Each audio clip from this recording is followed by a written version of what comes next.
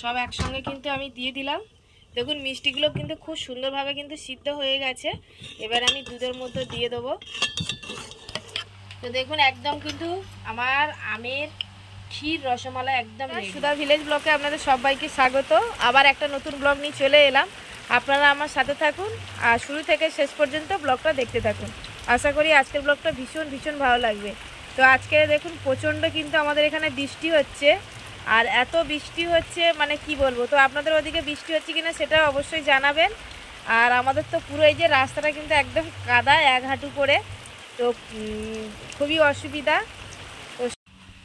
তো আমি আজকের একটা রেসিপি বানাবো। এখানে আমি 4টে আম নিয়েছি আর আমের রস ক্ষীরমালাই বানাবো।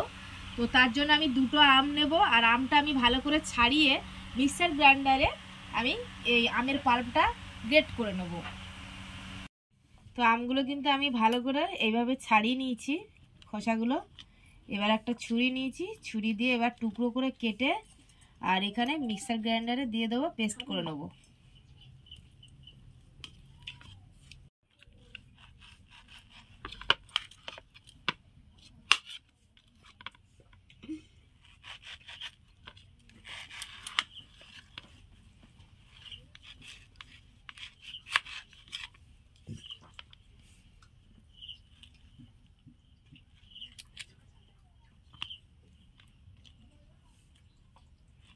এইভাবে এই যে টুকরো করে নেব, তাহলে কিন্তু টেস্ট করতে সুবিধা হবে।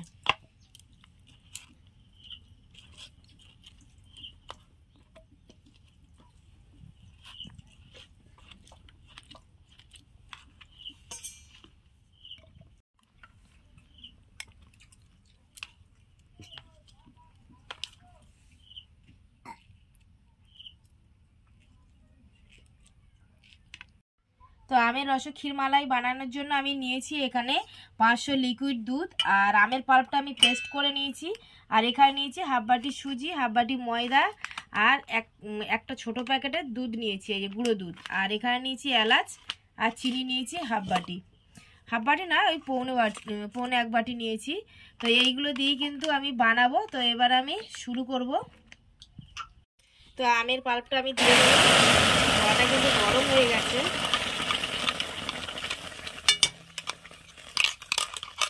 তো একটু দিয়ে দেবো চিনি, অল্প করে দেবো এখন, আর বাদ বাকি রস করতে হবে।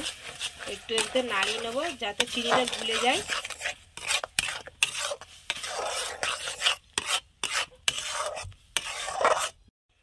দেখুন চিনিটা কিন্তু সুন্দর করে কিন্তু গুলে গেছে, আর এমনিতে আমটা মিষ্টি, যার জন্য আমি কিন্তু অল্প করে চিনি দিলাম। আর এই যে এবার সুজিটা দিয়ে দিচ্ছি, দিয়ে এবারে এর সঙ্গে কিন্তু মিশিয়ে নেবো ভালো করে। জাস্ট একটা ডো তৈরি করব। তো এবার আমি ময়দাটা দিয়ে দিলাম, সুজিটা দিয়ে ভালো করে নাড়িয়ে নিয়েছি।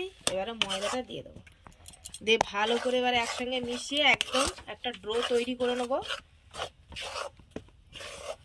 এবার আমি নামিয়ে নেব। হাত দিয়ে ভালো করে কিন্তু মাখাতে হবে, এটা কিন্তু খুন্তি দিয়ে হচ্ছে না, হাত দিয়ে মাখাতে হবে ভালো করে। এবারে একটু ঘি দিলে ভালো হয়। তো আমার হাতের কাছে এখন ঘি নেই, তো আপনারা চাইলে কিন্তু ঘি দেবেন। ঘিটা দিলে কিন্তু ভীষণ কিন্তু টেস্ট হয়।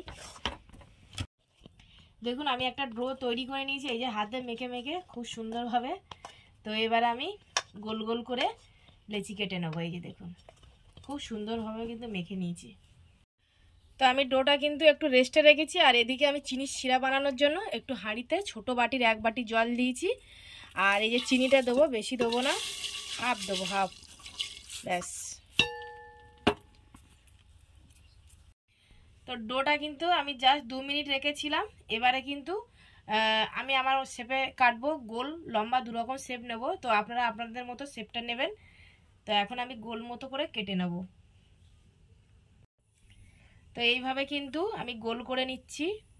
দেখুন শেপগুলো কেমন হচ্ছে, দেখুন পুরো যেমন এই রসগোল্লার যেরকম গোল মতো শেপ দেয়, সেইভাবেই কিন্তু শেপ করে নেমে নিচ্ছি। এবার আমি লম্বা শেপ দেব।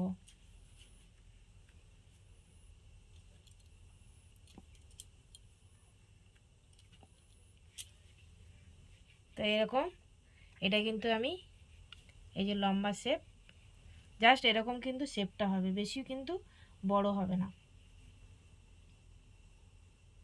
তো এরকম দুরকম শেপ দিচ্ছি, আপনারা আপনাদের মতো দিয়ে দেবেন, পছন্দ অনুযায়ী আপনাদের শেপ যেটা ভালো মনে হবে দেবেন। আমি আমার মতো এরকমভাবেই দিলাম। আর খুব সুন্দর খেতে হয় বন্ধুরা, অসাধারণ লাগে। এগুলো কিন্তু বাড়িতে কেউ এলে আপনারা কিন্তু বানিয়ে নিতে পারেন তাড়াতাড়ি, তাহলে আর দোকানে যেতে হবে না।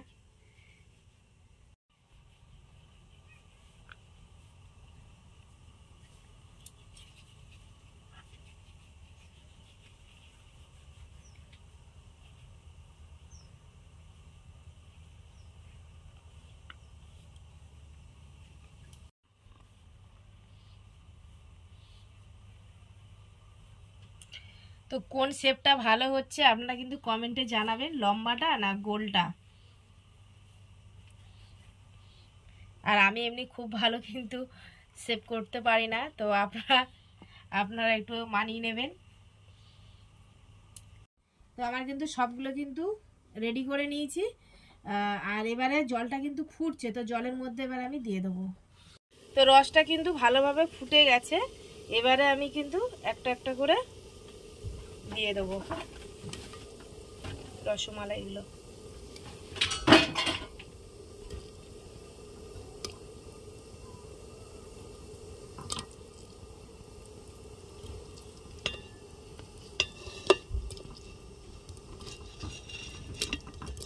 তো সব একসঙ্গে কিন্তু আমি দিয়ে দিলাম। আপনারা চাইলে একটু ফুড কালারও দিতে পারেন, তো আমি কিন্তু ফুড কালার দিইনি, আর ফুড কালারটা ঠিক আমার ভালো লাগে না। তো এবারে কিন্তু মিষ্টিগুলো আমি 2 মিনিট ভালোভাবে কিন্তু সিদ্ধ করে নেব। তো মিষ্টিগুলো কিন্তু ভালোভাবে কিন্তু আমি রসে এখন ভাপিয়ে নিচ্ছি, এরপরে আমি ক্ষীরে দেব। তো এদিকে কিন্তু আমি দুধটা বসিয়েছি, আর এই দুধটাও কিন্তু ভালোভাবে কিন্তু ক্ষীরের মতো করে নেব। তো এবার আমি এলাচটা দিয়ে দেবো।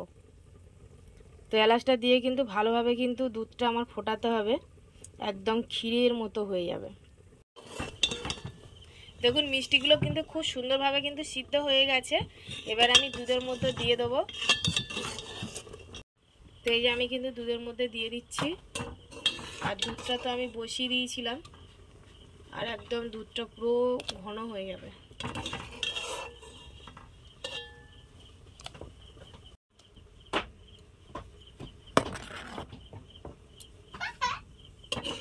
তো এটা কিন্তু কিছুক্ষণ কিন্তু ফোটাবো, আর আমি জাস্ট একটু ঢাকা দেবো একটা ঢাকনা দিয়ে। তো দেখুন একদম দুধটা কিন্তু ঘন হয়ে গেছে, এবার আমি গুঁড়ো দুধটা দিয়ে দেবো। দিয়ে এবার ভালো করে আমি কিন্তু এই যে হাতা দিয়ে নাড়িয়ে দেবো। তো এবার কিন্তু এই যে মিষ্টির সঙ্গে কিন্তু ভালোভাবে এবার গুঁড়ো দুধটা মিশে যাবে। এবার এই যে হাতা দিয়ে আমি নাড়িয়ে নেবো। দেখুন কত সুন্দর কিন্তু কালারটা এসে গেছে দেখুন গুঁড়ো দুধটা দেওয়ার পর। তো আর বেশি কিন্তু আমি জাল দেবো না, এবারে আমি জাস্ট ভালো করে মিশিয়ে নিয়ে আমি নামিয়ে নেবো। তো দেখুন একদম কিন্তু আমার আমের ক্ষীর রসমালাই একদম রেডি। তো এবার আমি একটা বাটির মধ্যে সার্ভ করব।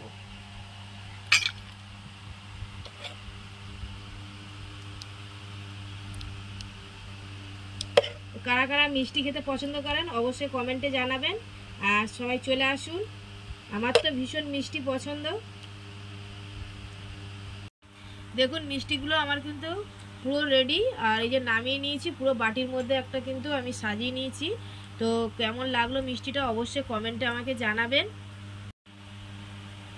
তো ব্লগটা এখানেই শেষ করছি। যদি ব্লগটি ভালো লাগে সাবস্ক্রাইব, লাইক, কমেন্ট, শেয়ার করবেন, আর আমার পাশে থেকে আমাকে সাপোর্ট করবেন। যারা আমার ফেসবুক পেজে ভিডিওটা দেখছেন পেজটিকে ফলো করবেন। সবাই ভালো থাকবেন, টাটা। আবার নতুন একটা ভিডিওতে আবার দেখা হচ্ছে, ততক্ষণে আপনারা সবাই ভালো থাকবেন।